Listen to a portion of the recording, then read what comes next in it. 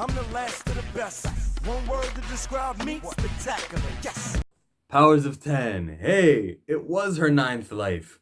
I called that. Finally, we're getting answers in this comic book. It feels good to get answers. We got more questions, but answers it was. So what is Moira gonna do to share to the rest of the place, to the rest of the mutants? The future stuff, I guess a lot of these mutants were being molded, stuff we already knew from the first Powers of 10.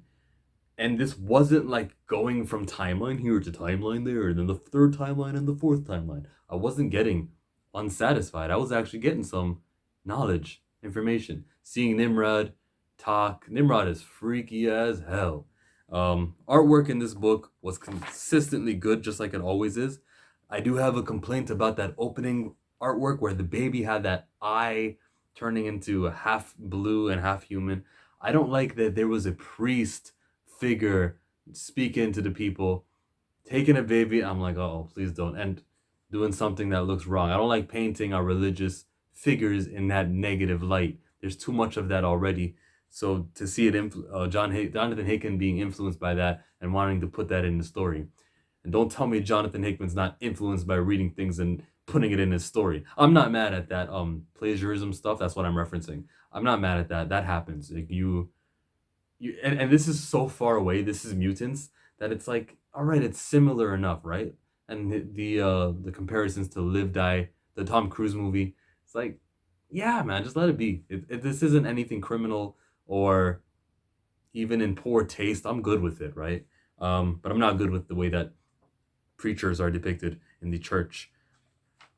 Looking through this, Krakoa is freaky as hell. The way he just opened up his stomach, come in. So in this life, this is where she gets familiar with Krakoa, and it makes me think of Deadly Genesis with Vulcan. Vulcan, his first mission. I mean, I'm sure that Moira didn't plan on him aging so much and everything that he went through, but the fact that she found him out and used him and entered him into her school and went to Krakoa for that first mission where a lot of them went missing. Maybe there's something to that Jay Hickman is going to build on. Not just maybe, for sure. At the end of the book, we get all the 10 lives listed. 6 is still missing. I don't know what could be more important. It's kind of interesting. What could be like, oh, life number 6? Because after life number 5, that's the one where there's like a genocide, isn't it?